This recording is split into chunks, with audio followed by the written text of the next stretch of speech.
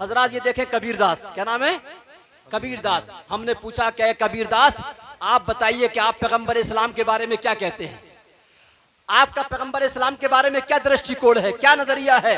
तो कबीरदास क्या कहते हैं, मुलाजा फरमाए। कबीरदास कहते हैं अरे इस पैगंबर के बारे में पूछते हो, ये पैगंबर तो रहमत वाला पैगंबर है, कृपा वाला पैगंबर है। ये वो पैगंबर है कि इनकी चर्चा करने से आत्मा को शांति मिलती है। ये वो पैगंबर है कि जिसका गुणगान करने से मन पवित्र हो जाता है। और क्या कहते हैं कबीरदास, कहते हैं कहे कबीर सुनो बैरागी, बिला मोहम्मद पार न लागी। ला इलाह का जामा कर ले, ला इलाह का जामा कर ले, इल्लल्लाह नाम है दरियाई, इल्लल्लाह नाम है दरियाई। और कहते अपने मोहम्मद को, अपनो मोहम्मद को कर लो बरैठा, तो आत्मा पाक हुई जाई, आत्मा पाक हुई जाई। ओ मोहम्मद अल्लाह जपते रहो, मोहम्मद अल्लाह जपते रहो, पूर्व जन्म के पाप कट जाई। और कबीरदास क्या कहते हैं आगे, अरे कबीरवा, अरे कबीरवा काहे जगमा घूमत, अरे कबीरवा काहे जगमा घूमत, अब्दुल्ला की महफिल में आई। ए कबीर तू दुनिया में काहे मारा मारा फिरता है, अगर तुझे मुक्ति चाहिए, अगर तुझे निजात चाहिए तो पैगंबर इस्लाम के चरणों में आ, तुम्हारे लिए यही मुक्ति है, यही निजात। और हजरात यही कबीरदास, यही कबीरदास दुनिया को एक इन्होंने मैथमेटिक्स का फार्मूला दिया है। क्या दिया है? फार्मूला। अल्लाह के नंबर है 66 और मोहम्मद के नंबर है 92, कितने? 92। तो कबीरदास ने फार्मूला दिया है, कहते हैं दुनिया की हर चीज के नंबर निकालो, ये फार्मूला अपनाओ तो दुनिया की हर चीज में मोहम्मद के नंबर नजर आएंगे, दुनिया की हर चीज में मोहम्मद के जलवे नजर आएंगे। वो क्या कहते हैं, मुलादा फरमाए, कहते हैं अदद निकालो हर चीज के, अदद निकालो हर चीज के, कर लो चौगुन वाए, 2 मिला के 55 कर लो, 20 का भाग जगाए। 2 मिला के 55 कर लो, 20 का भाग जगाए। बाकी बचे के 9 गुण कर लो, बाकी बचे के 9 गुण कर लो, 2 उसमें और मिलाए। कहत कबीर सुनो भाई साधु, नामे मोहम्मद आए। कहत कबीर सुनो भाई साधु, नामे मोहम्मद आए। तो हजरात पैगंबर इस्लाम ने मोहब्बत की तालीम दी है, प्यार की तालीम दी है, एकता की तालीम दी है। यही वजह है कि दुनिया के दूसरे मजहब के लोगों ने हमारे आका सल्लल्लाहु अलैहि वसल्लम के गीत गाए। एक शायर हुए वर्मन कुमार वर्मा, क्या नाम है? वर्मन कुमार वर्मा कहते हैं कि रोज़े पाक से जो हो के हवा आती है, रोज़े पाक से जो हो के हवा आती है, हम गरीबों को वही बूए शिफा लाती है। सुभान अल्लाह। हम गरीबों को वही बूए शिफा लाती है। और कैसे मुस्लिम हैं, कैसे मुस्लिम हैं जो अपना सा बशर कहते हैं हम तो हिंदू हैं मगर हमको हया आती है, हम तो हिंदू हैं मगर हमको हया आती है। और पंडित काल का प्रसाद कहते हैं कि चांद सूरज को कोई हाथों पे मेरे ला दे, कौनैन की दौलत मेरे दामन में छुपा दे, फिर काल का प्रसाद से पूछे कि तू क्या ले, तो नालैने मोहम्मद को वो आंखों से लगा ले। तो नालैने हजरात एक बहुत बड़ी फहरिस्त है, हिंदुस्तान के पंडितों ने, गैर मुस्लिमों ने, बुद्धिजीवियों ने मेरे आका की तारीफ की है। और जाते जाते अमरोहा के एक शायर हैं भुवन कुमार शर्मा, भुवन अमरोहवी, क्या नाम है? भुवन कुमार शर्मा भुवन अमरोहवी। बस इसके आशार पेश करके अपनी गुफ्तगू को खत्म करता हूं। मुलाजा फरमाए, भुवन कुमार शर्मा कहते हैं कि सोचता हूं एक हिंदू का पिसर होते हुए, सोचता हूं एक हिंदू का पिसर होते हुए, दिल मेरा आका इधर है क्यों उधर होते हुए, दिल मेरा आका इधर है क्यों उधर। और बिन करम के आपके मैं नात कह सकता नहीं, बिन करम के आपके मैं नात कह सकता नहीं, शेर गोई का सलीका और हुनर होते हुए, शेर गोई का सलीका और हुनर होते हुए। और आगे कहता है मुसलमानों मोहम्मद रहमतुल लिल आलमी, है मुसलमानों मोहम्मद रहमतुल लिल आलमी, सिर्फ अपना कहते हो क्यों दीदवर होते हुए, सिर्फ अपना कहते हो क्यों दीदवर होते हुए। और कहता है कि है मुसलमान क्यों तमन्ना खुल्द की करते हो ऐ मोमिनो, क्यों तमन्ना खुल्द की करते हो तुम ऐ मोमिनो, खुल्द जैसा सामने तैबा नगर होते हुए, खुल्द जैसा सामने तैबा नगर होते हुए। और अपने आप से कहता है जन्नत के दरोगा से कि दे न जन्नत का तू लालच जीते जी रिजवा मुझे, दे न जन्नत का तू लालच जीते जी रिजवा मुझे, मैं न जाऊंगा कहीं आका कदर होते हुए, मैं न जाऊंगा कहीं आका कदर होते हुए। और कहता है कि नात पढ़ते पढ़ते आका मैं तुम्हारा हो गया, नात पढ़ते पढ़ते आका मैं तुम्हारा हो गया, एक हिंदू और ब्राह्मण का पिसर होते हुए। अजब तमाशा है हुस्न शाहा, शुरू करूं मैं कहां से पहले, हर एक जलवा पुकारता है यहां से पहले, यहां से पहले। तो मैं मुनासिब समझता हूं कि मैं चूंकि हिंदी में शायरी भी करता हूं, मैं हिंदी में एक नाते पाक पढ़ रहा हूं और उसी नाते पाक की व्याख्या करते हुए, उसी नाते पाक की वजाहत करते हुए मैं इस्लाम के मुख्तलिफ पैगामात को, मैसेज को आप तक पहुंचाने की कोशिश करूंगा। आप सुकून से तशरीफ रखें। और ये खाकसार भी नाते लिखता भी है और पढ़ता भी है। और हकीकत यह है कि जब तक मैं नाते पाक ना पढ़ूं मेरी भावनाएं जागृत नहीं होती, जज्बे ईमानी बेदार नहीं होता है। और क्यों ना हो, मेरे आका सल्लल्लाहु अलैहि वसल्लम ने इरशाद फरमाया नाते पाक पढ़ने वालों के लिए, अपने चचा जान से फरमाया कि ऐ चचा जान नात पढ़ो अल्लाह तुम्हारे मुंह को सलामत रखे। तो मेरे आका सल्लल्लाहु अलैहि वसल्लम ने नाते पाक पढ़ने वालों को मुंह की सलामती की दुआएं दी।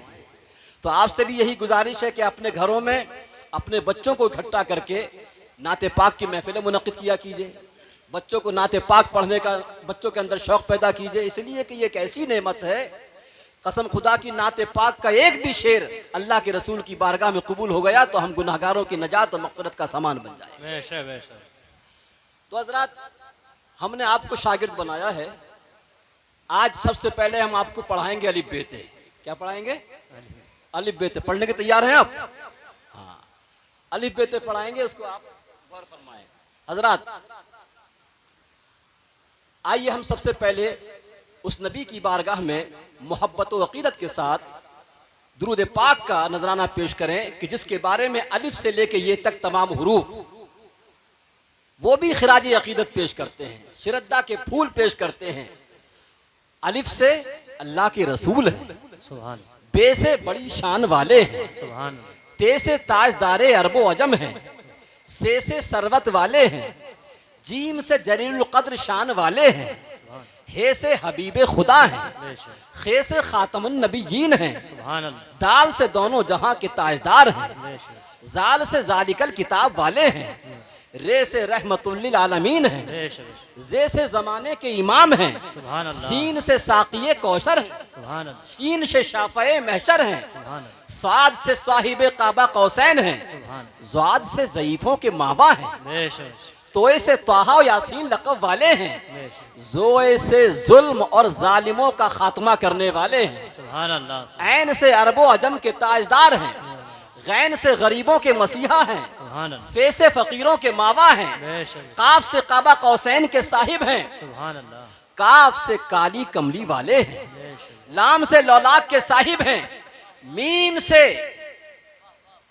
से मुहम्मदुर रसूलुल्लाह हैं, नून से नबीयुल मुरसलीन हैं, नबियों के इमाम हैं, और वाव से वद्दुहा वल्लैली इज़ा सजा शान वाले हैं। सुभान अल्लाह। और ये से यकता सारी कायनात में अनोखी शान वाले। सुभान अल्लाह। तो जिस नबी की बारगाह में अलिफ से लेके ये तक ये तमाम हुरूफ अपने अपने अंदाज में मोहब्बत व अकीदत का नजराना पेश करते हैं। आइए आप भी मोहब्बत व अकीदत के साथ उसी नबी की बारगाह में दुरूद पाक का नजराना पेश करें। अल्लाहुम्मा सल्ली अला सय्यिदिना मौलाना मुहम्मदिन व बारिक वसल्लिम सलातुम व सलाम अलैका या रसूलल्लाह या हबीबल्लाह या नबी। तो एक अलिफ बेते पढ़ने का ये अंदाज भी है, याद रहेगा आपको? उम्मीद है कि आपको याद रहेगा। और अगर थोड़ा आप दिमाग चलाएंगे तो इसमें बहुत कुछ आप और भी मतलबियत की तरक्की कर सकते हैं। हजरात, मैं नाते पाक के चंद शेर हिंदी में कर रहा हूँ, मुलाहिजा फरमाए। और हिंदी के उन्हीं अशार की वजाहत करते हुए आपको शागिर्द बनाया है तो हिंदी की चिंदी करके समझाना मेरा काम है। और दूसरा, मैंने आपसे कहा कि मैं जो कुछ बयान करूंगा कोशिश ये करूंगा कि आपको याद रहे। क्या रहे आपको? इसलिए कि तकरीर का मकसद ये नहीं होता कि मैं जोशीले अंदाज में गुफ्तगू करूं उसके बाद में आपकी समझ में कुछ ना आए। जलसे में क्या सुनकर आए, मैं चाहता ये हूं कि मैं जो आपको मैसेज देके जा रहा हूं, पैगाम देके जा रहा हूं, ये आपको याद रहना चाहिए और उसके बाद याद भी रखें और उसके बाद अपने बच्चों को बताएं। एक मर्तबा और दुरूद पाक पढ़ें। अल्लाहुम्मा सल्ली अला सय्यिदिना मौलाना मुहम्मदिन व बारिक वसल्लिम सलातुम व सलाम अलैका या रसूलल्लाह या हबीबल्लाह या नबी। हजरत मुरादा फरमाए, अर्ज किया है हिंदी की चिंदी करके समझाना मेरा काम है। चाहे मैं संस्कृत बोलूं, मुझे पंडित भी कहते हैं लोग, चतुर्वेदी भी कहते हैं, गूगल पर डालेंगे, समझा नहीं, डॉक्टर मोहम्मद अहमद नईमी चतुर्वेदी तो आपको मिल जाएगा। मुरादा फरमाए हजरत, सबसे सुंदर सबसे सुंदर सबसे उत्तम सल्लल्लाहु अलैहि वसल्लम। और सारे जग के आप प्रीतम सल्लल्लाहु अलैहि वसल्लम। सुंदर समझते हैं आप? प्रीतम, हमारे नबी रब के भी महबूब और सारे जग के महबूब। अच्छा, मैं एक सवाल आपसे करता हूं। कोई आता है गैर मुस्लिम और आपसे सवाल करता है कि मुसलमानों, तुम नबी के गीत गाते हो, नबी का मतलब ये नारा लगाते हो या रसूल अल्लाह, तो जिस नबी का कलमा पढ़ते हो जरा बताओ वो कैसे थे? कोई आप में से है बताएगा नबी कैसे थे? सन्नाटा पूरा। न कोई आपसे पूछे कि जिस नबी का कलमा पढ़ते हो, जिस नबी के नारा लगाते हो, वो नबी कैसे थे? दूसरा सबक, पहला अलिफ बे थे, दूसरा सबक ये। हजरत, हम कमा हक्कहू सही माना में अल्लाह के रसूल का तारुफ नहीं करा सकते, इसलिए कि खुदा के बाद अगर किसी का मर्तबा है तो वो किसका है? अरे नबी का तारुफ कराना तो बहुत बड़ी बात। नबी कैसे मुस्कुराते थे इस पर लोगों ने किताबें लिखी हैं। नबी की जुल्फे कैसी थी इस पर लोगों ने किताबें लिखी हैं। नबी कैसे चलते थे, तो नबी की एक एक अदा पर लोगों ने किताबें लिखी हैं। ये सारी चीजें, तिरमिजी शरीफ नाम सुना होगा, उसमें शमाइल तिरमिजी है जिसमें मेरे आका सल्लल्लाहु अलैहि वसल्लम का पूरा तारुफ पेश किया गया है कि अल्लाह के रसूल कैसे मुस्कुराते थे, उनके हाथ कैसे थे, उनके पैर कैसे थे, उनका सर कैसा था, उनके बाल कैसे थे। हम सारी चीजें याद नहीं रख सकते, लेकिन मैं आपको एक सबक दे रहा हूं, आज के बाद आप कभी नहीं भूलेंगे। अगर कोई आपसे पूछे कि प्यारे आका सल्लल्लाहु अलैहि वसल्लम कैसे थे, तुम्हारे नबी कैसे थे, तुम्हारे रसूल कैसे, जिनका तुम कलमा पढ़ते हो, तो याद रखो आखिरी सहाबी हैं। कौन है आखिरी सहाबी? सहाबी किसे कहते हैं? सहाबी जो नबी की सोहबत में रहा हो और ईमान पर खात्मा हुआ हो। नबी की संगति में एक लम्हा रहा हो और उस पर ईमान पर खात्मा हुआ हो, उसे सहाबी कहते हैं। तो आखिरी सहाबी हैं। आखिरी सहाबी से बाद में आने वाले मुसलमानों ने, किसी ताबई ने पूछा कि ऐ सहाबी रसूल, आप आखिरी सहाबी हैं, आपने अल्लाह के रसूल को देखा है, अल्लाह के रसूल के जलवों को देखा है, जरा ये बताइए कि हमारे नबी कैसे थे? हमारे नबी कैसे थे? उनका रंग कैसा था, उनका हुस्न कैसा था, उनका कद कैसा था? तो वो सहाबी रसूल, बुखारी शरीफ की हदीस पाक है, इरशाद फरमाते हैं, काना रसूलुल्लाह सल्लल्लाहु अलैहि वसल्लम काना अबियज़ा मलीहम मुक़स्सदा। काना अबियज़ा मलीहम मुक़स्सदा, तीन लफ्ज। फरमाते हैं कि मेरे आका सल्लल्लाहु अलैहि वसल्लम का जो रंग था वो सफेद था, लेकिन ऐसा सफेद कि जिसके अंदर लाल रंग की मिलावट थी। सुभान अल्लाह। प्यारे आका सल्लल्लाहु अलैहि वसल्लम का रंग कैसा था? वाइट था, लेकिन ऐसा वाइट कि जिसके अंदर रेड रंग की क्या थी? मिलावट थी। तो अब अगर कोई आपसे पूछे कि मुसलमानों, तुम जिस नबी का कलमा पढ़ते हो जरा ये बताओ कि उनका रंग कैसा था, तो क्या बताओगे आज के बाद? बोलिए बोलिए। रंग सफेद था, लेकिन ऐसा सफेद कि जिसके अंदर लाल रंग की मिलावट थी। याद रहेगा? तो रसूल अकरम सल्लल्लाहु अलैहि वसल्लम का रंग क्या था? सफेद था। हुस्न कैसा था? तो फरमाया मलीहम, नबी अकरम सल्लल्लाहु अलैहि वसल्लम का जो हुस्न था वो हुस्न मली था। मली नमकीन हुस्न था। हुस्न होता है दो तरह का, एक होता है मीठा हुस्न और एक होता है नमकीन हुस्न। एक होता है हुस्न मली, समझे, एक होता है मीठा हुस्न और एक होता है नमकीन हुस्न। तो हमारे आका सल्लल्लाहु अलैहि वसल्लम का जो हुस्न था वो हुस्न नमकीन था, मली हुस्न था। मीठा हुस्न वो होता है कि जब आदमी देखे तो देखकर पागल हो जाए। मीठा हुस्न होता है कि जब देखे तो देखकर पागल हो जाए, और नमकीन हुस्न वो होता है कि जब देखे तो देखता रह जाए। सुभान अल्लाह। जब देखे तो देखता रह जाए, उसके जलवों में खो जाए। तो हमारे आका सल्लल्लाहु अलैहि वसल्लम का हुस्न कैसा था? नमकीन, हुस्न नमकीन था, हुस्न मली था।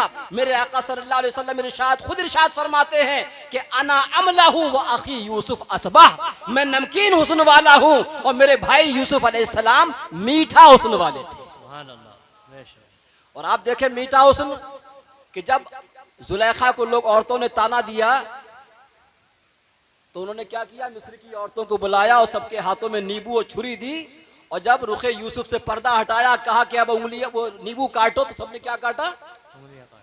हाँ, तो मीठा हुस्न वो होता है कि जब देखे तो आदमी क्या हो जाए? पागल हो जाए। और नमकीन हुस्न वो होता है कि जब देखे तो देखता रह जाए। तो मेरे आका सल्लल्लाहु अलैहि वसल्लम का रंग कैसा था? सफेद, लेकिन ऐसा सफेद कि जिसके अंदर लाल रंग की मिलावट हो। और हुस्न कैसा था? नमकीन। अब तीसरी चीज रही कि कद कैसा था? मुकस्सदा। मेरे आका सल्लल्लाहु अलैहि वसल्लम का जो कद था वो दरमियानी था। क्या था? दरमियानी, वेल बैलेंस्ड, संतुलित है, न ज्यादा ऊंचा न ज्यादा गट्टा, दरमियानी था, दरमियानी कद था।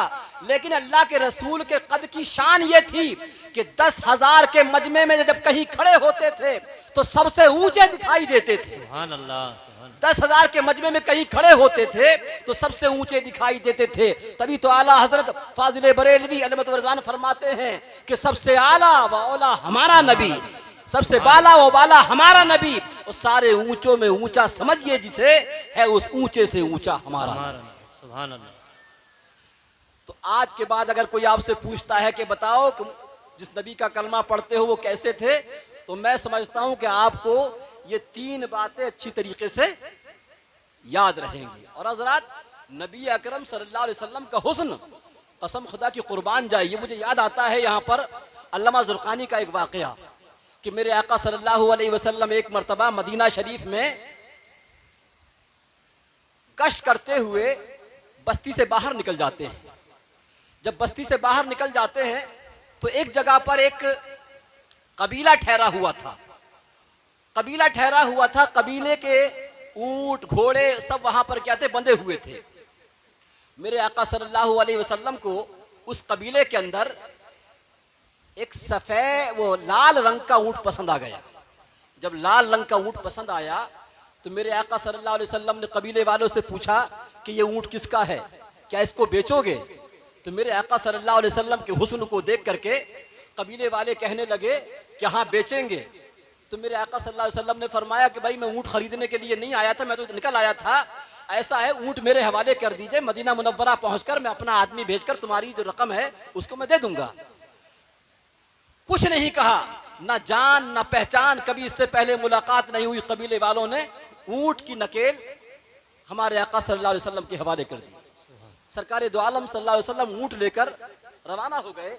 जब निगाहों से ओझल हुए तो अब कबीले वाले, काफिले वाले आपस में कहने लगे, यार हम तो पागल हो गए, हम तो दीवाने हो गए। एक शख्स आया, न कभी जान न पहचान, कभी मुलाकात नहीं, आया और आने के बाद हमारा ऊंट लेके चला गया। हम तो बेवकूफ बन गए। तो एक कहने लगा, यार मैं क्या बताऊं, जब वो बातें कर रहा था तो मुंह से फूल झड़ रहे थे। सुभान अल्लाह, सुभान। जब वो बातें कर रहा था मुंह से फूल झड़ रहे थे, मैं उसी में खोके रह गया। दूसरा कहने लगा, यार जब वो बातें कर रहा था और उसके चेहरे से जो नूर निकल रहा था, जो शुआएं निकल रही थी सामने, मतलब ये कि उस तरफ पड़ रही थी, मैं उसे देखता रह गया। सुभान और अल्लाह। तीसरा कहने लगा कि यार जो उसकी जुल्फें लहरा रही थी, मैं उसकी जुल्फों के लहराने को देखता हुआ रह गया। सुभान अल्लाह। कहा जो कुछ भी हो, लेकिन हम बेवकूफ बन गए। एक आया और ऊंट लेकर चला गया। तो कबीले के सरदार की, काफिले के सरदार की बीवी, जो कि मतलब ये कि तंबू के अंदर, खेमे के अंदर ये सारी बात सुन रही थी, पर उसने पर्दा हटा के कहा, खबरदार उसके बारे में अगर एक जुमला भी कहा तो मुझसे बुरा कोई नहीं होगा। अब काफिले के सरदार की बीवी ये कहे, कहा कि अच्छा तुम जानती हो उसको? कहा कि नहीं जानती, मैं भी नहीं हूं, मेरी भी कभी मुलाकात। कहा फिर ये तरफदारी क्यों कर रही हो? कहा कि वो ऐसा नूरानी चेहरे वाला कभी झूठा नहीं हो सकता। सुभान अल्लाह, सुभान अल्लाह। ऐसा नूरानी चेहरे वाला कभी झूठा नहीं। झूठा नहीं हो सकता।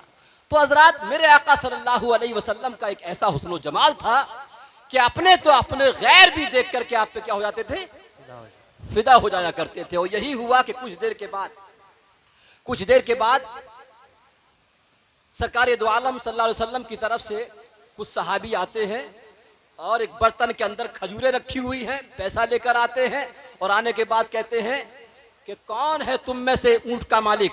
कहा क्या बात है? कहा कि हमारे आका सल्लल्लाहु अलैहि वसल्लम ने आप लोगों के ऊंट की ये रकम भेजी है और चूंकि आप लोग मुसाफिर हो, हमारे आका सल्लल्लाहु अलैहि वसल्लम ने आपकी मेहमान नवाजी के लिए खजूरें भेजी है। सुभान अल्लाह। कहने लगे कि पैसा तो बाद में लेंगे, पहले ये बताओ कि वो महबूब रहता कहाँ है?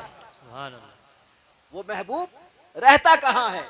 उसके बाद कबीले वाले उन दोनों के साथ में मदीना मुनव्वरा आते हैं। मेरे आका सल्लल्लाहु अलैहि वसल्लम उस वक्त मस्जिद नबवी में मिंबर पर खड़े होकर खुतबा दे रहे थे और फरमा रहे थे कि लोगों सदका दो, इसलिए कि सदका 70 बलाओं से आदमी को महफूज किया करता है। सुभान अल्लाह। सदका दो, सदका आदमी को बुरी मौत से बचाया करता है। तो हजरात, सबसे सुंदर, सबसे उत्तम सल्लल्लाहु अलैहि वसल्लम, सारे जग के आप प्रीतम सल्लल्लाहु अलैहि वसल्लम। और दूसरा शेर मुलाजा फरमाए कि रोशनी ऐसी, मेरे आका के चेहरे से कैसा नूर निकलता था। रोशनी ऐसी मुख से निकले सूरज जिससे भिक्षा मांगे। भिक्षा कहते हैं भीख को। रोशनी ऐसी मुख से निकले सूरज जिससे भिक्षा मांगे। रूप अनोखा और मनोरम सल्लल्लाहु अलैहि वसल्लम। सबसे सुंदर, सबसे उत्तम सल्लल्लाहु अलैहि वसल्लम। और हजरात, प्यारे आका सल्लल्लाहु अलैहि वसल्लम का किरदार देखें, आपकी सीरत देखें। आज हम नबी अकरम सल्लल्लाहु अलैहि वसल्लम की सीरत का मुताला नहीं करते हैं, आपकी जीवनी को नहीं पढ़ते हैं, जबकि हमारी जिम्मेदारी बनती है कि अल्लाह के रसूल की सीरत को पढ़ें और पढ़ने के बाद हमारे जो पड़ोसी हैं उन तक इस्लाम का पैगाम पहुंचाएं। देखें कि मेरे आका सल्लल्लाहु अलैहि वसल्लम को लोग गालियां दिया करते थे, बुरा भला कहते थे, पत्थर मारा करते थे, लेकिन मेरे आका क्या करते थे? मुलाजा फरमाएं कि दुश्मन उनको जख्मी करते, दुख पहुंचाते, पीड़ा देते। दुश्मन उनको जख्मी करते, दुख पहुंचाते, पीड़ा देते। आप दुआ और करते संयम सल्लल्लाहु अलैहि वसल्लम सबसे सुंदर। हजरत पैगंबर इस्लाम की सीरत यही है, पैगंबर इस्लाम की तालीम ही यही है कि आप सब्र कीजिए। क्या कीजिए? आप सब्र कीजिए, किसी के लिए बद्दुआ ना कीजिए, बुराई का बदला भलाई से लीजिए। आप देखें, उलमाए किराम से सुनते होंगे कि जब ओहद के मैदान में मेरे आका सल्लल्लाहु अलैहि वसल्लम के दंदाने मुबारक को शहीद किया गया, ताइफ के मैदान में आपको जख्मी किया गया, एक सहाबी रसूल अल्लाह के रसूल की बारगाह में हाजिर हुए, अर्ज किया कि या रसूल अल्लाह सल्लल्लाहु अलैहि वसल्लम, ये जालिम आपको सताते हैं, जख्मी करते हैं, पत्थर मारते हैं, इनके लिए बद्दुआ कीजिए, इनके लिए हलाकत की दुआ कीजिए। फरमाया खबरदार, आज के बाद ऐसा जुमला अपनी जुबान से मत निकालना, इसलिए कि अल्लाह ने मुझे लोगों के लिए बद्दुआ करने के लिए, लानत भेजने के लिए नहीं भेजा है, बल्कि अल्लाह ने मुझे सारी कायनात के लिए रहमत बनाकर। सुभान अल्लाह, बेशक। तो मेरे आका सल्लल्लाहु अलैहि वसल्लम जालिमों के लिए भी क्या करते थे? दुआ फरमाया करते थे, लेकिन कभी किसी के लिए बद्दुआ नहीं फरमाया करते थे। तो इस्लाम की तालीम यह है कि अगर कोई आपके साथ बुराई करता है तो आप क्या करेंगे? उसके साथ भलाई से पेश आएंगे। और इसी ताल्लुक से मैंने कुरान करीम की आयत करीमा आपके सामने तिलावत की। कुरान करीम सूरह हामीम अस-सजदा आयत नंबर 24 के अंदर फरमाया, 34 के अंदर फरमाया गया कि वला तस्तविल हसनतु वला सय्या, अच्छाई और बुराई बराबर नहीं हो सकते, भलाई और बदी बराबर नहीं हो सकते। बुराई को भलाई से दूर करो, बुराई को, बदी को नेकी से दूर करो, ये कुरान का फरमान है। और कुरान ने क्या फरमाया कि जब तुम ऐसा करोगे कि उधर से बुराई होगी तुम्हारे तरफ से भलाई होगी, उधर से बदी होगी तुम्हारी तरफ से नेकी होगी, तो एक दिन वो आएगा जो तुम्हारा पक्का दुश्मन होगा, वो तुम्हारा पक्का दोस्त बन जाएगा। ये कौन फरमा रहा है? कुरान फरमा रहा है। और हजरात, यही हमारे आका सल्लल्लाहु अलैहि वसल्लम की तालीम है कि अगर कोई तुम्हारे साथ बुराई करता है तो तुम भलाई करो, अगर तुम्हारे साथ कोई बुराई करता है तो तुम उसके साथ नेकी करो, अगर तुम्हारे साथ कोई जुल्म करता है तो तुम साथ क्या करो? उसके साथ रहम करम से पेश आओ। जरा गौर फरमाएं, एक मर्तबा मेरे आका सल्लल्लाहु अलैहि वसल्लम के पास सहाबाए किराम मौजूद हैं और पास में हजरत मौला अली मुश्किल कुशा भी तशरीफ रखते हैं। तो मेरे आका सल्लल्लाहु अलैहि वसल्लम ने हजरत अली से पूछा कि ए अली, ये बताओ अगर कोई तुम्हारे साथ बुराई करे तो तुम क्या करोगे? हजरत अली ने कहा कि या रसूल अल्लाह, मैं भलाई करूंगा। अल्लाह के रसूल ने दूसरी मर्तबा पूछा कि ए अली, अगर तुम्हारे साथ कोई दूसरी मर्तबा बुराई करे, बदी करे, तब क्या करोगे? तो हजरत अली ने कहा कि या रसूल अल्लाह, मैं दूसरी मर्तबा भी भलाई करूंगा, नेकी करूंगा। हजरत अली से अल्लाह के रसूल ने तीसरी मर्तबा पूछा कि ए अली, अगर कोई तुम्हारे साथ तीसरी मर्तबा बुराई करे, बदी करे, जुल्म करे, तब क्या करोगे? हजरत अली ने कहा कि या रसूल अल्लाह, मैं फिर भी भलाई करूंगा, नेकी करूंगा, उसके साथ रहम करम से पेश आऊंगा। अल्लाह के रसूल सल्लल्लाहु अलैहि वसल्लम ने हजरत अली से 7 टाइम्स, 7 मर्तबा पूछा और 7 मर्तबा हजरत अली ने यही जवाब दिया। और मेरा विजदान बोलता है कि अगर अल्लाह के रसूल हजरत अली से 700 मर्तबा पूछते तो यही जवाब दे होता, मैं भलाई करूंगा, बुराई का बदला भलाई से दूंगा।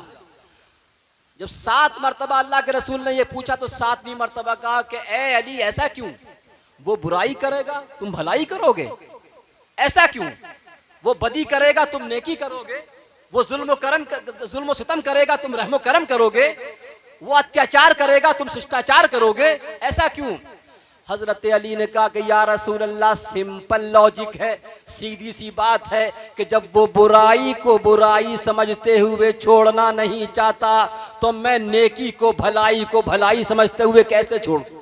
सुभान अल्लाह, सुभान अल्लाह, बेशक। मैं नेकी को नेकी समझते हुए कैसे छोड़ दूं? तो कुरान की यही तालीम है, हमारे नबी सल्लल्लाहु अलैहि वसल्लम की यही तालीम है कि बुराई का बदला काय से दो? आप भलाई से दो, बुराई का बदला अच्छाई से दो।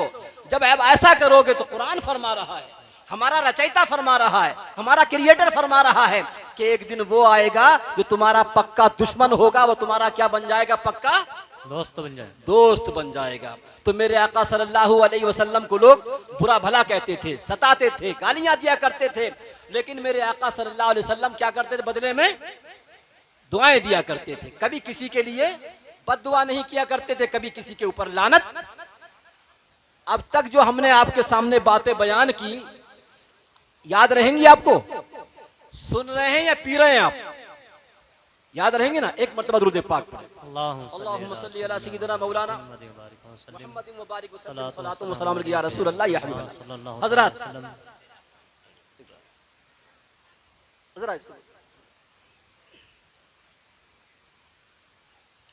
और मुलाजा फरमाए हजरत, मेरे आका सल्लल्लाहु अलैहि वसल्लम दुनिया में सबसे बड़े दानी हुए हैं। क्या हुए हैं?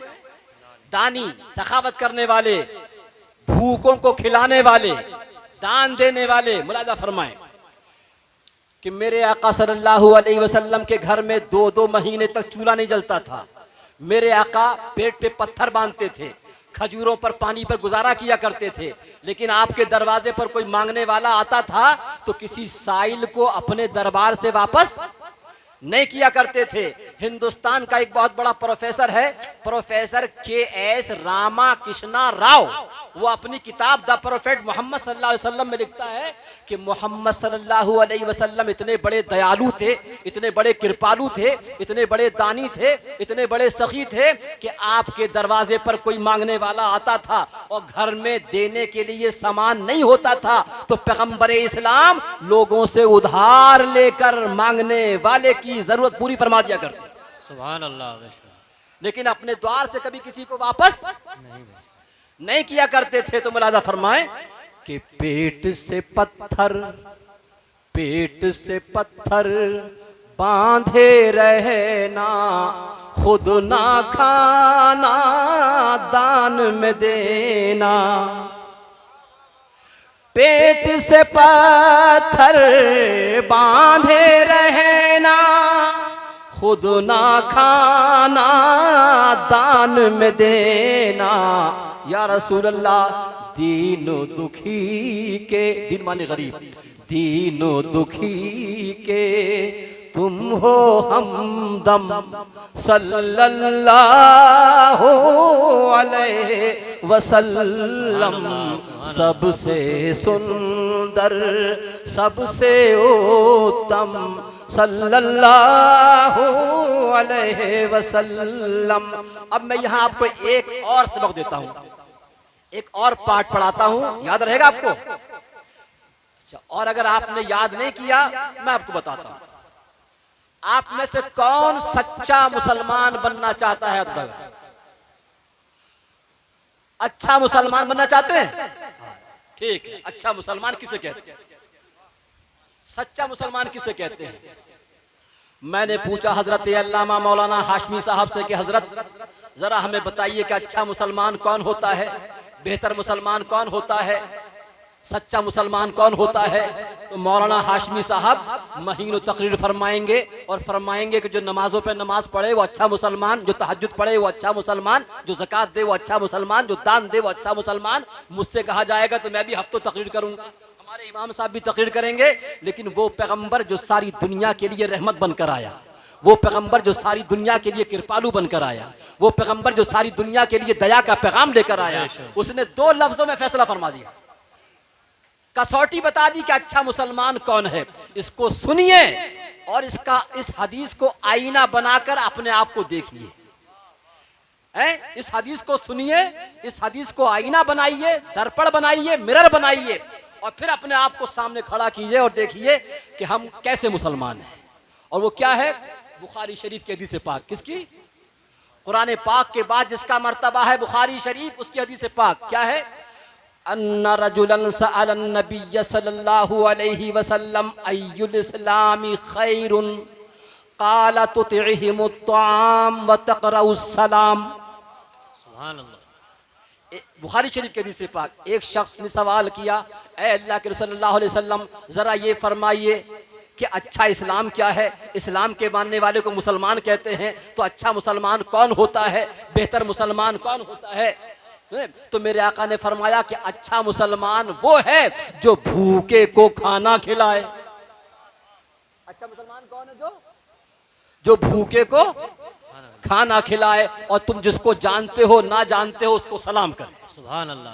ये दोनों काम ऐसे हैं जिससे क्या पैदा होती है? मोहब्बत पैदा होती है। तो अच्छा मुसलमान वो है कि तुम चाहे जान पहचान हो या ना हो उसको सलाम करो और अगर भूखा है तो भूखे को खाना खिलाए। और अल्लाह के रसूल ने कॉमन कहा, ये नहीं कहा कि भूखा मुसलमान हो तो खाना खिलाए, कॉमन कहा। अब भूखा चाहे इंसान हो, भूखा चाहे जानवर हो, भूखा चाहे मुस्लिम हो, भूखा चाहे गैर मुस्लिम हो, जो भूखा हो, चाहे जानवर हो, परिंदा हो, इंसान हो, मुस्लिम हो, गैर मुस्लिम हो, जो भूखा हो उसको खाना खिलाए, ये अच्छे मुसलमान होने की निशानी। सुभान अल्लाह, सुभान अल्लाह। ये अच्छे मुसलमान होने की निशानी है। आज हम देखते हैं कि जो काम हमें करना चाहिए दूसरे कर रहे हैं। आपने देखा होगा कि बहुत से त्योहार आते हैं, बहुत से त्योहार आते हैं, रोडों के ऊपर लंगर कौन लगा रहा है? रोडों के ऊपर लंगर कौन लगा, पानी कौन पिला रहा है? ये हमारे काम। जब 11वीं शरीफ का मौका आए, ईद मिलादुन नबी का मौका आए, तो रोड के ऊपर लंगर का इंतजाम हमें करना चाहिए, इसलिए कि ये अच्छा मुसलमान होने की क्या है, निशानी है। और एक हदीस पाक में इरशाद फरमाया, अल खल्क़ु कुल्लुहुम अयालुल्लाह फअहब्बुहुम इलल्लाहि अनफ़अहुम लिअयालिही। दुनिया की तमाम मखलूक, चाहे जानवर हो, परिंदा हो, इंसान हो, मुस्लिम हो, गैर मुस्लिम हो, दुनिया के तमाम लोग, तमाम प्राणी, तमाम जानदार अल्लाह का कुनबा है। और अल्लाह को सबसे प्यारा वो है जो उसके कुनबे के साथ अच्छा बर्ताव करे, जो उसके कुनबे के साथ क्या करे, अच्छा बर्ताव करे। अगर आप जानवर पालते हैं, अगर आप जानवर पालते हैं, भैंस पालते हैं, गाय पालते हैं, बकरी पालते हैं, अच्छे मुसलमान तभी होंगे जब बकरी का भी ख्याल रखेंगे, भैंस का भी ख्याल रखेंगे। जो जानवर आप पाल रहे हैं, आपके तहत जो इंसान काम कर रहे हैं, उनका ख्याल रखेंगे। इसलिए कि मेरे आका ने क्या इरशाद फरमाया कि दुनिया की तमाम मखलूक अल्लाह का कुनबा है, और अल्लाह को सबसे प्यारा वो है जो उसके कुनबे के साथ क्या करे, अच्छा सलूक करे। ये खानकाहों में जो लंगर होता है, ये भी इसी की मिसाल है, ये भी इसी की निशानी है। और हमारे बुजुर्गों ने तो यहां तक तालीम दी। हजरत, एक बुजुर्ग का नाम सुना होगा, बाबा फरीदुद्दीन गंजे शकर, सुना है? ख्वाजा निजामुद्दीन महबूब इलाही के पीरो मुर्शिद हैं। वो तो बहुत आगे की बात कहते हैं। वो क्या कहते हैं, पंजाबी जुबान में कहते हैं। आपके आसपास पंजाबी रहते होंगे, समझते होंगे आप। वो क्या कहते हैं पंजाबी जुबान में? वो कहते हैं, पंजरुकन इस्लाम दे, पंजरुकन इस्लाम दे, छैवा फरीदा टुकु, जे न लबे छैवा पंजई जांदे मुक, जे न लबे छैवा पंजई जादे मुक। कहते इस्लाम के 5 रुकन हैं, 5 स्तंभ हैं, 5 पिलर हैं, और छठा रुकन रोटी का टुकड़ा है। छठा रुकन क्या, रोटी का टुकड़ा है। अगर ये छठा ना मिले, कभी कभी 5 भी बेकार हो जाते हैं, कभी कभी 5 भी क्या हो जाते हैं, बेकार हो जाते हैं। तो इस्लाम ये तालीम देता है कि अगर अच्छे मुसलमान बनना है तो आप क्या करो, भूखों को खाना खिलाओ। अच्छा, एक बात और याद रखें, सूफियाए किराम हमारे बुजुर्ग तालीम देते हैं, क्या लोगों, आज हर आदमी परेशान है कि उसे सुकून नहीं मिलता, उसको सुकून, दिल को चैन नहीं आता, सुकून नहीं मिलता। तो बुजुर्ग फरमाते हैं कि इस फलसफे को, इस राज को समझ लो कि सुकून खाने से नहीं, खिलाने से मिलता है। सुकून पहनने से नहीं, पिलाने से मिलता है। सुकून पहनने से नहीं, किससे मिलता है, पिलाने से मिलता है। सुकून अपने ऐशो आराम से नहीं, सुकून दूसरे लोगों का सुकून जो है उसका ख्याल रखने से मिलता है। तो हजरात, मेरे आका सल्लल्लाहु अलैहि वसल्लम पेट पर पत्थर बांधते थे, लेकिन अपने दरवाजे से किसी को वापस नहीं किया करते थे। ये हमारे राशिद फारूकी साहब सियासत में भी हैं। मैं इनसे भी गुजारिश करूंगा कि आप भी कुछ याद रखिए, और जब किसी प्रोग्राम में जाया कीजिए तो इस्लाम, पैगंबर इस्लाम ने जो मोहब्बत की, प्यार की, दया की, करुणा की, हमदर्दी की तालीम दी है, कम से कम 1-2 बातें आपको, चाहे सियासी प्रोग्राम हो या कैसे प्रोग्राम हो, वहां बयान करना चाहिए। आज लोग कहते हैं कि इस्लाम जुल्म की तालीम देता है, इस्लाम अत्याचार की तालीम देता है, इस्लाम आतंक की तालीम देता है, इस्लाम नफरत की तालीम देता है। तो बताओ दुनिया को कि पैगंबर इस्लाम सल्लल्लाहु अलैहि वसल्लम ने कभी दुनिया में, कभी पूरी तारीख में किसी पर हथियार नहीं उठाया। मेरे आका ने हमेशा मोहब्बत की तालीम दी, प्यार की तालीम दी। और पैगंबर इस्लाम, मुसलमानों तुम्हारी जिम्मेदारी है कि दुनिया को बताओ कि ये पैगंबर तो ऐसा पैगंबर है कि इंसान तो इंसान जानवरों के साथ भी मोहब्बत का बर्ताव करने की तालीम देता है? दुनिया को बताओ कि पैगंबर इस्लाम ने कभी किसी पर हथियार नहीं उठाया, पैगंबर इस्लाम सल्लल्लाहु अलैहि वसल्लम ने कभी किसी पर तलवार। आपकी जिम्मेदारी बनती है कि पैगंबर इस्लाम की सीरत के ये गोशे बताओ, गैर मुस्लिमों को, अपने पड़ोसियों को बताओ कि जिस नबी का हम कलमा पढ़ते हैं वो सिर्फ हमारे नहीं तुम्हारे भी। अल्लाह ने सारे आलम के लिए रहमत बनाकर भेजा है, अल्लाह ने सारे आलम के लिए उनको कृपालु बनाकर भेजा है, दयालु बनाकर भेजा है। तो पैगंबर इस्लाम सल्लल्लाहु अलैहि वसल्लम की जो तालीम है वो मोहब्बत की तालीम है, प्यार की तालीम है, एकता की तालीम है। पैगंबर इस्लाम ने कभी किसी पर जुल्म नहीं किया। और ये पैगंबर तो ऐसा पैगंबर है कि इंसान तो इंसान जानवरों के साथ भी मोहब्बत का बर्ताव करने की तालीम देता है। हदीस पाक में आता है, हदीस पाक में आता है कि एक दिन मेरे आका सल्लल्लाहु अलैहि वसल्लम घर में तशरीफ लाते हैं तो क्या देखते हैं कि आपके बिस्तर पर बिल्ली सो रही है। क्या सो रहा है? अल्लाह के रसूल के बिस्तर पर क्या सो रहा है? खुदा के बाद जिसका मर्तबा है उस रसूल के बिस्तर पर बिल्ली सो रही है। बिल्ली साहिबा आराम फरमा रही हैं। खादिम ने चाहा कि बिल्ली को भगा दिया जाए, बिल्ली को उठा दिया जाए, लेकिन वो पैगंबर जो सारी दुनिया के लिए रहमत बनकर आया, वो पैगंबर जो सारी दुनिया के लिए कृपालु बनकर आया, फरमाया खबरदार बिल्ली को उठाना मत, अगर बिल्ली को उठाओगे तो इसका चैन सुकून बर्बाद होगा, इसके आराम में खलल पड़ेगा।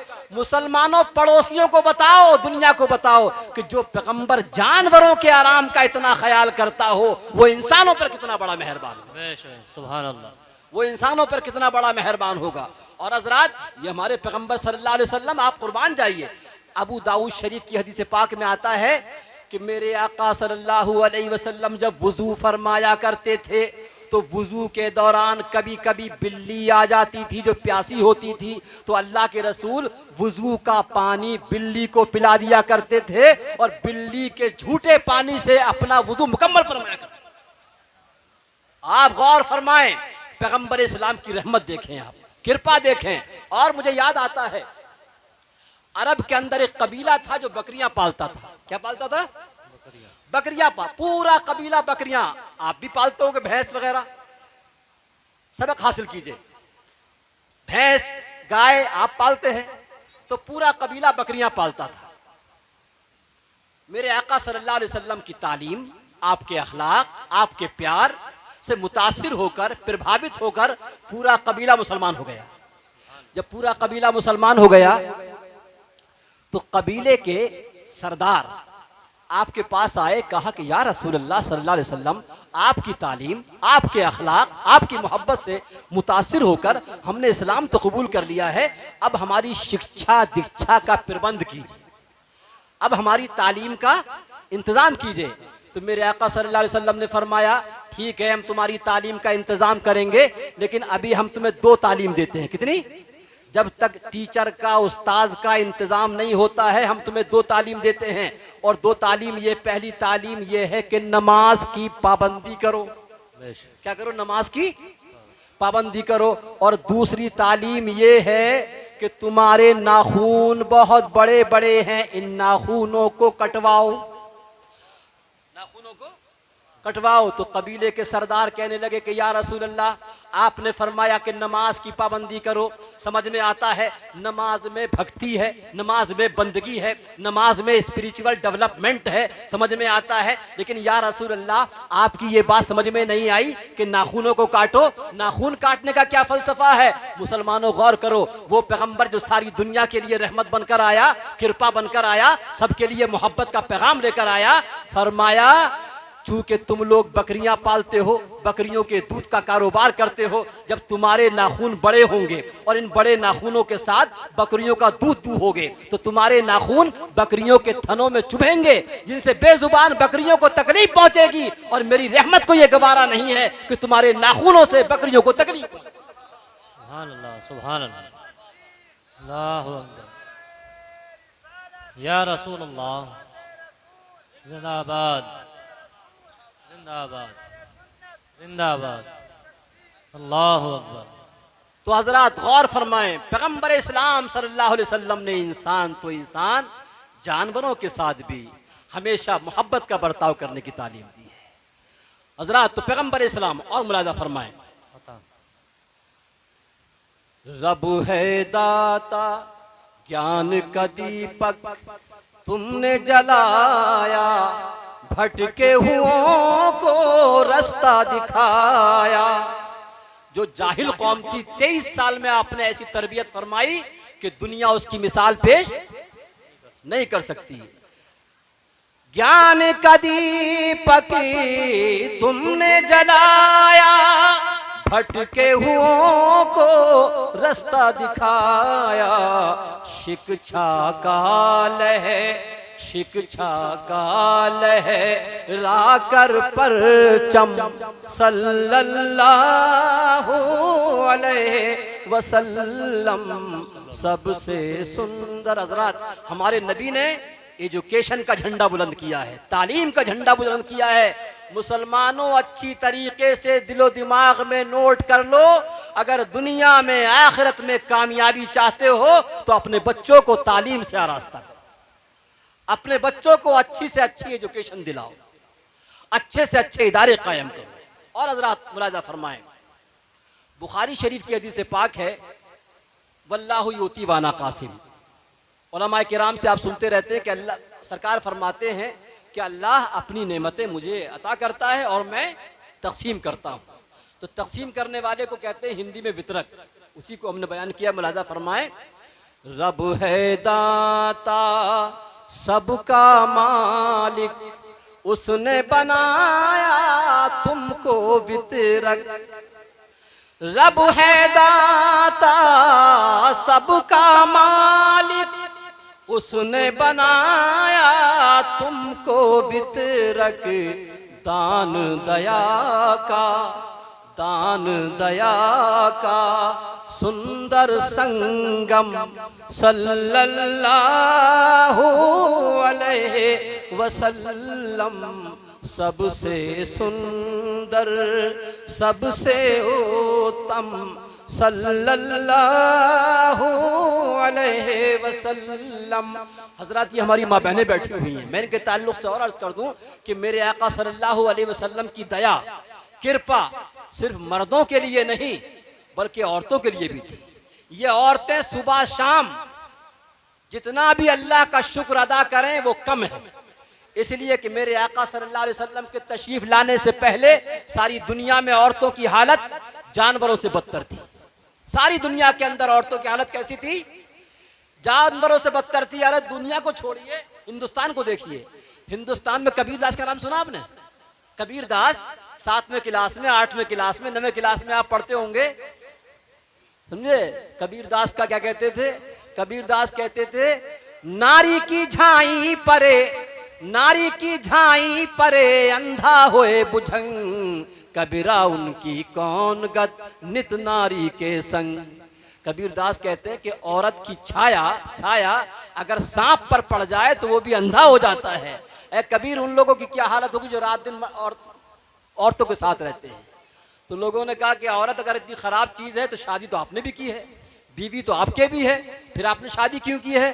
तो कबीर दास कहते हैं, नारी तो हमहू करी, नारी तो हमहू करी, पाया नहीं विचार, जब जानी तब पर हरी, नारी बड़ा विकार।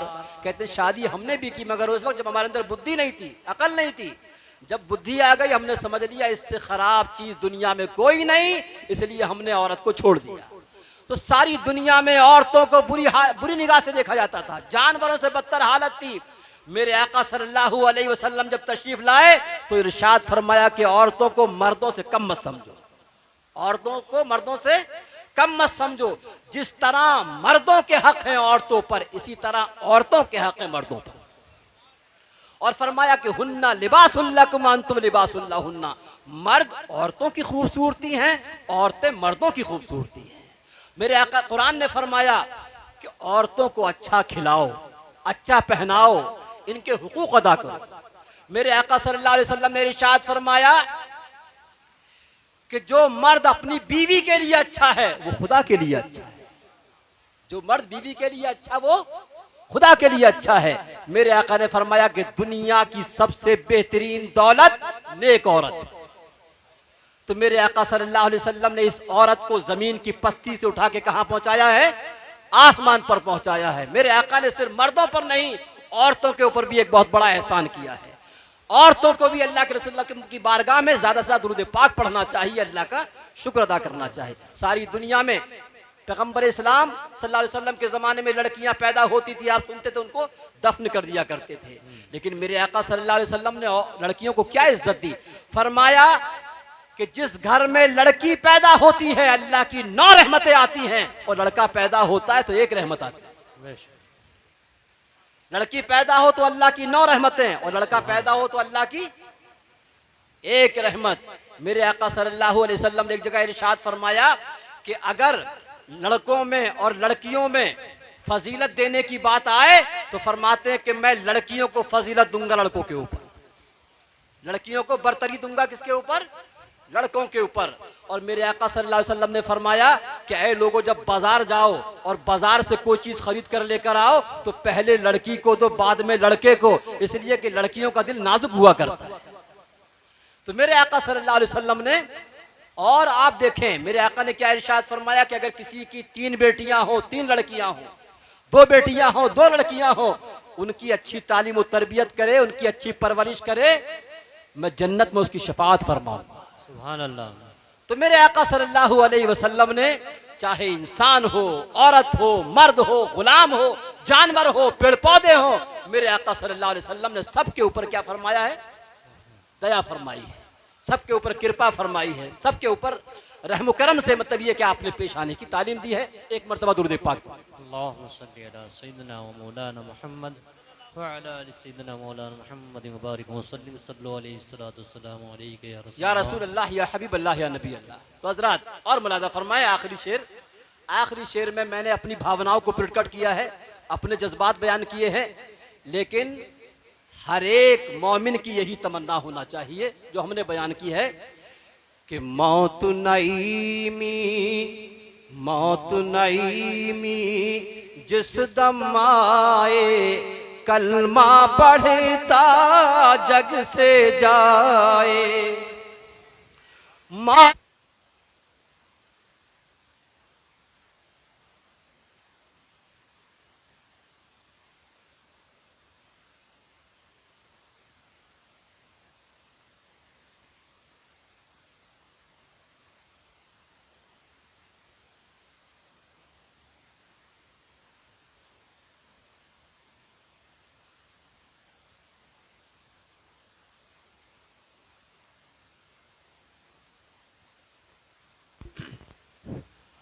दुरूद पाक पढ़ अल्लाहुम्मा सल्ली अला सय्यिदिना मौलाना मुहम्मद व बारिक वसल्लम सल्लल्लाहु व सल्लम या रसूल अल्लाह या हबीब अल्लाह या नबी। मुलाज़ा फरमाए, मुलाज़ा फरमाए कि मौत नईमी जिस दम आए, कलमा पढ़ता जग से जाए। मौत नईमी जिस दम आए, कलमा पढ़ता जग से जाए। और मुँह से फिरिए निकले उस दम सल्लल्लाहु अलैहि वसल्लम। सबसे सुंदर, सबसे उत्तम सल्लल्लाहु अलैहि वसल्लम। दुरूद पाक पढ़े। अल्लाहुम्मा सल्ली अला सय्यिदिना मौलाना मुहम्मद व बारिक वसल्लम सलातो व सलाम अलैका या रसूल अल्लाह या हबीब अल्लाह या नबी अल्लाह। हज़रात, खुतबा मसूना के दरमियान मैंने कुरान मुक़द्दस की जो आयत करीमा तिलावत की थी, उसका आसान तर्जुमा ये है कि वला तस्तविल हसनतु वला सय्या, अच्छाई और बुराई बराबर नहीं हो सकती। बुरी, अच्छाई और बुराई बराबर, भलाई और बुराई बराबर, नेकी और बदी बराबर नहीं हो सकते। इदफा बिल्लती ही आसन, तो बुराई को भलाई से दूर करो, बुराई को भलाई से दूर करो। मैं बस इस ताल्लुक से 2 हदीस पाक बयान करके अपनी गुफ्तगू को ख़त्म करूंगा। इंशाल्लाह फिर कभी मौका मिला तो गुफ्तगू रहेगी, लेकिन मैं ये आपसे पूछना चाहता हूं कि अब तक जो मैंने बयान किया है आपको याद रहेगा? भूलेंगे तो नहीं? बस यही हमारा आने का मकसद है कि जो कुछ बयान किया जाए उसको याद रखें और अपने बच्चों तक और दूसरों तक पहुंचाएं। तो अच्छाई और बुराई बराबर नहीं हो सकते।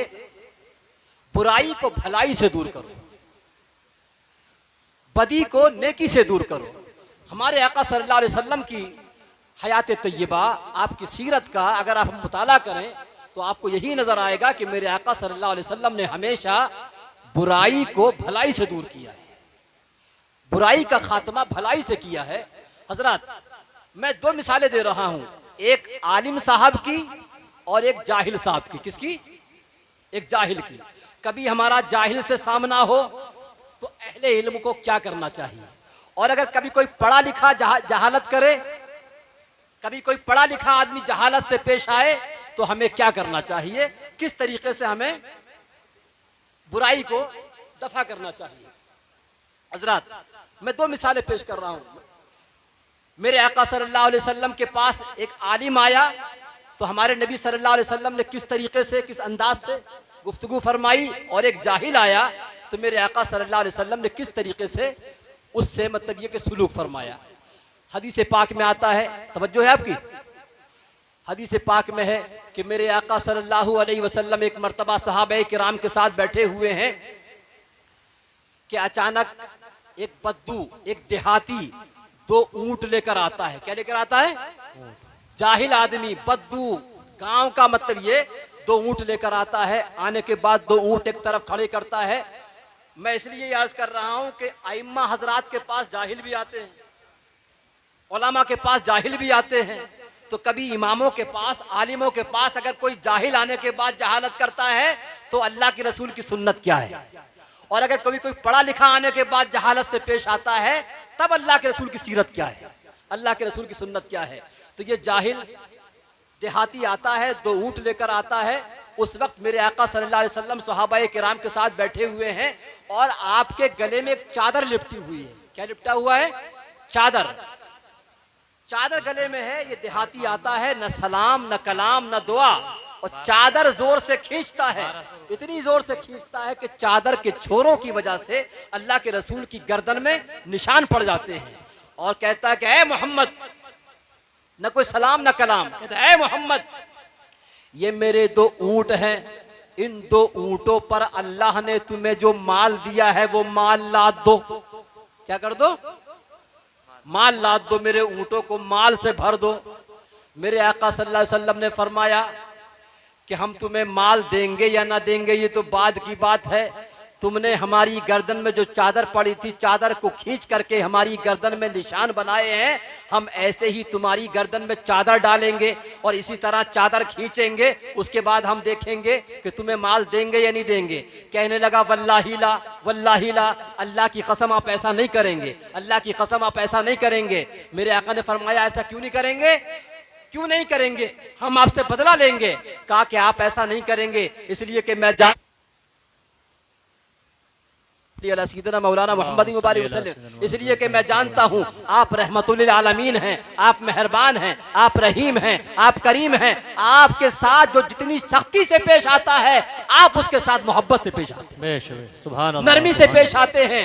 जब इतना सुना तो मेरे आका मुस्कुरा पड़े, मुस्कुराते हैं और फरमाते सहाबी से कि जाओ इसके एक ऊंट के ऊपर जौ लाद दो और एक ऊंट के ऊपर खजूरें लाद दो। सुभान अल्लाह, सुभान अल्लाह। क्या लाद दो? मेरे आका ने जब उससे ये हुस्ने सलूक किया, जाहिल आया था, जब ये हुस्ने सलूक किया तो सरकार की इस अदा को देख करके ऐसा गुलाम बना, ऐसा गुलाम बना कि नमाजें पढ़ता था तो नमाज में सिर्फ अपने लिए और अल्लाह के रसूल के लिए दुआएं किया। सुभान अल्लाह। तो ये एक जाहिल आया तो मेरे आका ने क्या फरमाया कि भलाई को बुराई को किससे दूर करो? भलाई से दूर करो। जब तुम ऐसा करोगे जो पक्का दुश्मन होगा तुम्हारा क्या बन जाएगा? वो पक्का दोस्त बन जाएगा। ये मैं नहीं कह रहा हूं, हमारा बनाने वाला अल्लाह ताला है। अल्लाह ताला कुरान में फरमा रहा है कि अगर एक तरफ से अत्याचार हो तुम्हारी तरफ से शिष्टाचार हो, उधर से जुल्म सितम हो तुम्हारी तरफ से रहमो करम हो, उधर से बुराई हो तुम्हारी तरफ से भलाई हो, तो एक दिन वो आएगा जो पक्का दुश्मन होगा।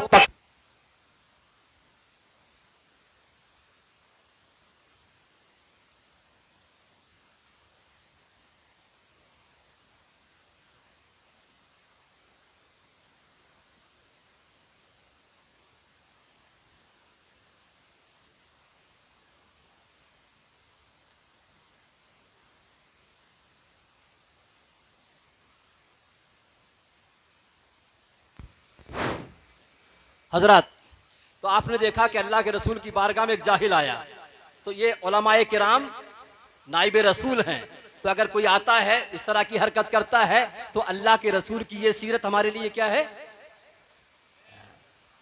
और अगर कोई जाहिल पढ़ा लिखा आलिम आता है और उसके बाद गुस्ताखी करता है, तब अल्लाह के रसूल की सीरत क्या है, अल्लाह के रसूल की सुन्नत क्या मुलाजा फरमाए। मदीने का यहूदियों का एक बहुत बड़ा आलिम है जिसका नाम है ज़ैद इब्ने साना। क्या नाम है उसका? ज़ैद इब्ने साना। मेरे आका सल्लल्लाहु अलैहि वसल्लम एक मर्तबा और मस्जिद नबवी में तशरीफ रखते हैं। उस दिन भी इत्तेफाक से आपकी गर्दन में चादर पड़ी हुई है। ये ज़ैद इब्ने साना, इससे अल्लाह के रसूल ने एक मर्तबा उधार खजूरें ली थी। क्या ली थी? खजूरें उधार के तौर पर ली थी और कहा था कि फला टाइम पर तुम्हारा जो कर्ज है वो अदा कर दिया जाएगा।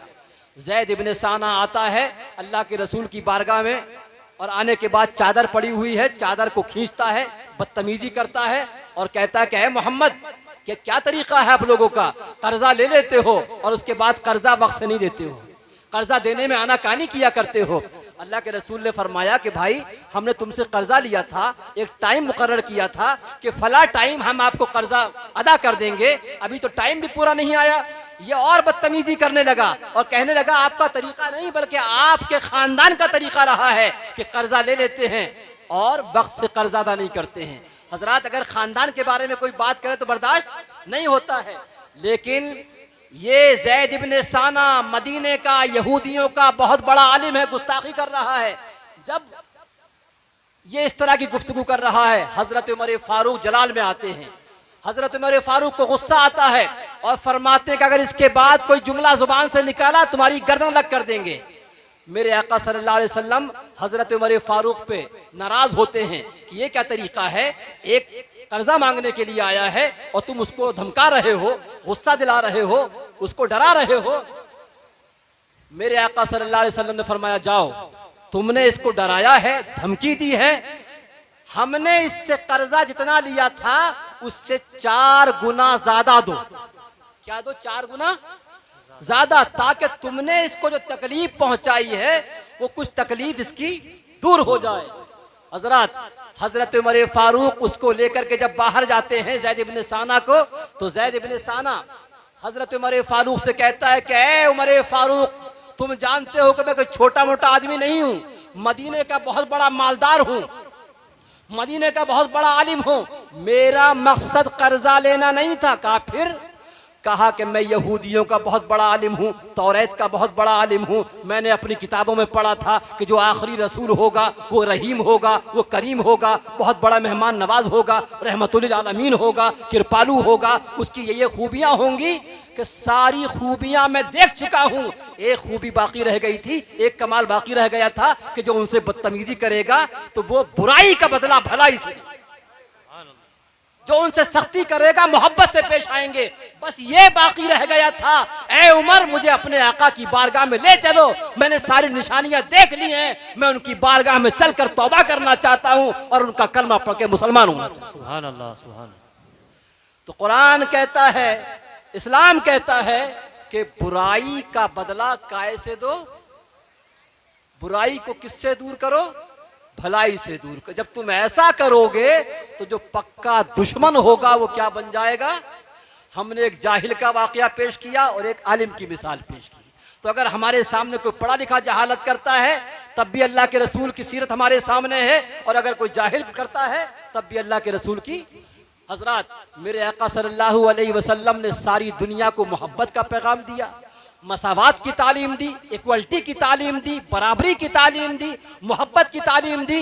हजरत, यही वजह है कि सिर्फ मुसलमान नहीं बल्कि जो दुनिया के बड़े बड़े गैर मुस्लिम हैं वो भी प्यारे आका की बारगाह में मोहब्बत का नजराना पेश करते हुए नजर आते हैं, श्रद्धा के फूल पेश करते हुए नजर आते हैं। मैं 2-3 लोगों के चंद अशार पढ़ रहा हूँ, दुरूद पाक पढ़। अल्लाहुम्मा सल्ली अला सय्यिदिना मौलाना मुहम्मद मुबारक वसल्लम सलातो व सलाम अलैका या रसूल अल्लाह या हबीब अल्लाह या नबी अल्लाह। हजरत, ये देखें कबीर दास, क्या नाम है? कबीर दास। हमने पूछा क्या कबीर दास, आप बताइए कि आप पैगंबर इस्लाम के बारे में क्या कहते हैं।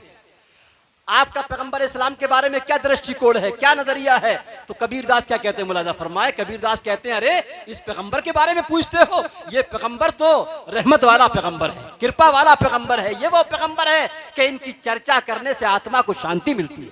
ये वो पैगंबर है कि जिसका गुणगान करने से मन पवित्र हो जाता है।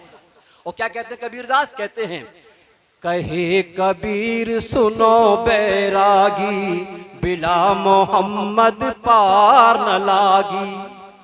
ला इलाह का जामा कर ले, ला इलाह का जामा कर ले, इल्लल्लाह नाम है दरियाई, इल्लल्लाह नाम है दरियाई।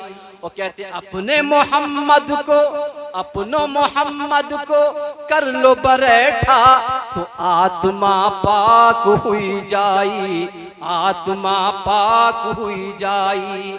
ओ मोहम्मद अल्लाह जपते रहो, मोहम्मद अल्लाह जपते रहो, पूर्व जन्म के पाप कट जाई। और कबीरदास क्या कहते हैं आगे, अरे कबीरवा, अरे कबीरवा काहे जगमा घूमत, अरे कबीरवा काहे जगमा घूमत, अब्दुल्ला की महफिल में आई।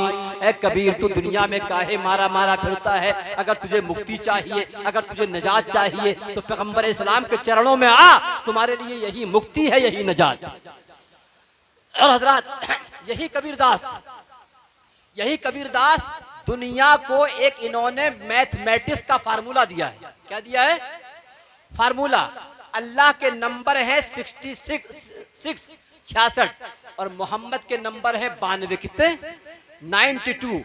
तो कबीरदास ने फार्मूला दिया है, कहते हैं दुनिया की हर चीज के नंबर निकालो, ये फार्मूला अपनाओ, तो दुनिया की हर चीज में मोहम्मद के नंबर नजर आएंगे, दुनिया की हर चीज में मोहम्मद के जलवे नजर आएंगे। वो क्या कहते हैं, मुलाजा फरमाए, कहते हैं अदद निकालो हर चीज के, अदद निकालो हर चीज के, कर लो चौगुन वाए, 2 मिला के 55 कर लो, 20 का भाग जगाए, 2 मिला के 55 कर लो, 20 का भाग जगाए। बाकी बचे के 9 गुण कर लो, बाकी बचे के 9 गुण कर लो, 2 उसमें और मिलाए। कहत कबीर सुनो भाई साधु, नामे मोहम्मद आए, कहत कबीर सुनो भाई साधु, नामे मोहम्मद आए। तो हजरात पैगंबर इस्लाम ने मोहब्बत की तालीम दी है, प्यार की तालीम दी है, एकता की तालीम दी है। यही वजह है कि दुनिया के दूसरे मजहब के लोगों ने हमारे आका सल्लल्लाहु अलैहि वसल्लम के गीत गाए। एक शायर हुए वर्मन कुमार वर्मा, क्या नाम है? वर्मन कुमार वर्मा कहते हैं कि रोज़ाए पाक से जो हो के हवा आती है, रोज़ाए पाक से जो हो के हवा आती है, हम गरीबों को वही बूए शिफा लाती है। सुभान अल्लाह। हम गरीबों को वही बूए शिफा लाती है। और कैसे मुस्लिम हैं, कैसे मुस्लिम हैं जो अपना सा बशर कहते हैं, हम तो हिंदू हैं मगर हमको हया आती है, हम तो हिंदू हैं मगर हमको हया आती है। और पंडित काल का प्रसाद कहते हैं कि चांद सूरज को कोई हाथों पे मेरे ला दे, कौनैन की दौलत मेरे दामन में छुपा दे, फिर काल का प्रसाद से पूछे कि तू क्या ले, तो नालैने मोहम्मद को वो आंखों से लगा ले। तो नालैने हजरात एक बहुत बड़ी फहरिस्त है, हिंदुस्तान के पंडितों ने, गैर मुस्लिमों ने, बुद्धिजीवियों ने मेरे आका की तारीफ की है। और जाते जाते अमरोहा के एक शायर हैं भुवन कुमार शर्मा, भुवन अमरोहवी, क्या नाम है? भुवन कुमार शर्मा भुवन अमरोहवी। बस इसके आशार पेश करके अपनी गुफ्तगू को खत्म करता हूं। मुलाजा फरमाए, भुवन कुमार शर्मा कहते हैं कि सोचता हूं एक हिंदू का पिसर होते हुए, सोचता हूं एक हिंदू का पिसर होते हुए, दिल मेरा आका इधर है क्यों उधर होते हुए, दिल मेरा आका इधर है क्यों उधर। और बिन करम के आपके मैं नात कह सकता नहीं, बिन करम के आपके मैं नात कह सकता नहीं, शेर गोई का सलीका और हुनर होते हुए, शेर गोई का सलीका और हुनर होते हुए। और आगे कहता है मुसलमानों मोहम्मद रहमतुल लिल आलमीन, है मुसलमानों मोहम्मद रहमतुल लिल आलमी सिर्फ अपना कहते हो क्यों दीदवर होते हुए, सिर्फ अपना कहते हो क्यों दीदवर होते हुए। और कहता है कि है मुसलमान क्यों तमन्ना खुल्द की करते हो ए मोमिनो, क्यों तमन्ना खुल्द की करते हो तुम ए मोमिनो, खुल्द जैसा सामने तैबा नगर होते हुए, खुल्द जैसा सामने तैबा नगर होते हुए। और अपने आप से कहता है जन्नत के दरोगा से कि दे न जन्नत का तू लालच जीते जी रिजवा मुझे, दे न जन्नत का तू लालच जीते जी रिजवा मुझे, मैं न जाऊंगा कहीं आका गदर होते हुए, मैं न जाऊंगा कहीं आका गदर होते हुए। और कहता है कि नात पढ़ते पढ़ते आका मैं तुम्हारा हो गया, नात पढ़ते पढ़ते आका मैं तुम्हारा हो गया। एक हिंदू और ब्राह्मण का पिसर होते हुए, एक हिंदू और ब्राह्मण का पिसर होते हुए। और कहता है आपके घर आएंगे आका तो लोगों देखना, आपके घर आएंगे आका तो लोगों देखना, जाएंगे वो मुझ ब्राह्मण के भी घर होते हुए, जाएंगे वो मुझ ब्राह्मण के भी घर होते हुए। और मक्ता आस दर्शन की लगाए कब से बैठा है भुवन, आस दर्शन की लगाए कब से बैठा है भुवन, एक नजर इस पर भी हो आका गुजर हो, एक नजर इस पर भी हो आका गुजर होते हुए। हजरात ये मैंने सीरत रसूल, अल्लाह के रसूल की सीरत, हदीस के और कुरान के हवाले से कुछ बातें आपके सामने अर्ज की हैं। दुआ करें कि अल्लाह तबारक व तआला हमें इन बातों को याद रखने, दूसरों तक पहुंचाने और अमल करने की तौफीक रफीक अता फरमाए। और मेरी आपसे गुजारिश और भी है कि हमारे पड़ोस में जो हमारे दूसरे हिंदू देश बंधु रहते हैं, आपस में जो गैप है, इस गैप की वजह से बहुत सी गलत फहमियां पैदा होती हैं, बदगुमानियां पैदा होती हैं। लिहाजा हम जब भी जलसा करें तो जो शहर के पढ़े लिखे हमारे गैर मुस्लिम बुद्धिजीवी हैं उनको भी दावत दें, उनको भी बुलाएं ताकि वो भी समझें कि पैगंबर इस्लाम की क्या सीरत है, आपकी क्या तालीम है, आपने क्या मैसेज दिया है। दुआ करें कि अल्लाह तबारक व तआला इन बातों को याद रखने और अमल करने की तौफीक रफीक अता फरमाए। आमीन व आखिरु दावाना अल्हम्दुलिल्लाहि रब्बिल आलमीन। अस्सलाम।